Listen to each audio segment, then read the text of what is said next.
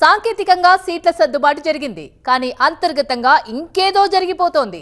గట్టిగా పట్టుబట్టి టీడీపీ సాధించుకున్న విశాఖపై ఆశలు వదులుకోలేదు కమలం పార్టీ. ఎంపీ సీట్లో స్నేహపూర్వక పోటీకి అనుమతించాలని హైకమాండ్ను కోరుతోంది బీజేపీలోని ఒక వర్గం. తమ మనసులోని మాటను అన్ రికార్డ్గా మీడియా ముందు పెట్టేశారు బీజేపీ నేతలు. ఇప్పటికే టీడీపీ అభ్యర్థి ప్రచారం కూడా స్టార్ట్ చేశారు. ఈ పరిస్థితుల్లో బీజేపీ అధిష్టానం మరో ఆలోచన చేస్తుందా? ముచ్చట పడుతున్న నేతలకు పర్మిషన్ ఇస్తుందా? బీజేపీలో టికెట్ల చిచ్చు మరో లెవెల్కు చేరిందా? శిలాశాసనమేమీ కాదు, ప్రకటించినా మార్చొచ్చు. వైజాగ్లో బీజేపీ కొత్త రాగం. వైజాగ్ పార్లమెంటు సీటుపై కూటమిలో కనిపించని కుమ్ములాటలు మొదలయ్యాయి.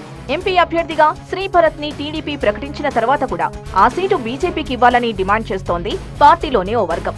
ఈ డిమాండ్తోనే బీజేపీ అనుబంధ సంఘాలు మోర్చాల కీలక సమావేశం కూడా జరిగింది.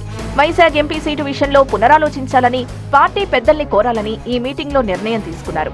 అనపర్తి, జమ్మలమడుగు అసెంబ్లీ నియోజకవర్గాలు, నర్సాపురం పార్లమెంటు వంటి చోట మార్పులు జరుగుతున్నప్పుడు వైజాగ్ విషయంలో కూడా మరో నిర్ణయం తీసుకోవాలన్నది బీజేపీలో కొందరి డిమాండ్. వైజాగ్ లోక్సభ సీటు జీవీఎల్ కి కేటాయించాలని కోరుతూ మీటింగ్లో తీర్మానం కూడా చేశారు. వైజాగ్ నుంచి పోటీకి ఎప్పటి నుంచో గ్రౌండ్ వర్క్ చేసి పెట్టుకున్నారు రాజ్యసభ సభ్యుడు జీవీఎల్ నరసింహారావు. ఇతర పార్టీల కుటుంబ అవసరాల కోసం సీటును బీజేపీ వదులుకోవాల్సి వచ్చిందన్న జీవీఎల్ వైజాగ్ పై ఇంకా ఆశ వదులుకోలేదు.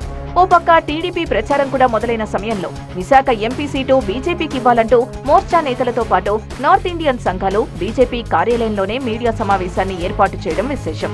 విశాఖ ఎంపీ సీటు బీజేపీకి కేటాయించాలని పార్టీ జిల్లా అధ్యక్షుడికి వినతి పత్రం ఇచ్చారు. రాష్ట్రంలో బీజేపీకి అత్యంత ఆదరణ ఉన్న ప్రాంతం విశాఖని గతంలో ఎంపీ, ఎమ్మెల్యే, ఎమ్మెల్సీ, మేయర్ గెలిచిన చరిత్ర పార్టీకుందని గుర్తు చేస్తున్నారు బీజేపీ నేతలు. 4 ఏళ్లుగా పార్టీని బూత్ లెవెల్లో బలోపేతం చేశామని, మీరెందుకు పోటీ చేయడం లేదని ప్రజలు ప్రశ్నిస్తున్నారన్నది బీజేపీ నేతల వాదన.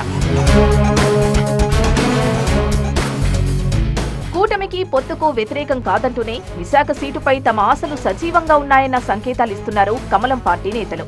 విశాఖ లోక్సభ సీటు నుంచి పోటీ చేయకుంటే రాష్ట్రంలో పార్టీ చచ్చిపోయినట్లేనని కొందరు తీవ్రంగా రియాక్ట్ అయ్యారు. తామేమీ బీజేపీ రెబల్స్ కాదని, స్థానిక పరిస్థితుల్ని పార్టీ అధిష్టానం దృష్టికి తీసుకెళ్లే ప్రయత్నం చేస్తున్నామంటున్నారు. జమ్మలమడుగుని బీజేపీకి మార్చి కడప లోక్సభ ఇస్తున్నప్పుడు విశాఖ సీటు విషయంలో మరో ఆలోచన చేయాలని కోరడంలో తప్పేముందన్నది కమలం నేతల లాజిక్. మరి నేతల డిమాండ్పై బీజేపీ హైకమాండ్ ఎలా స్పందిస్తుందన్నదే పాయింట్.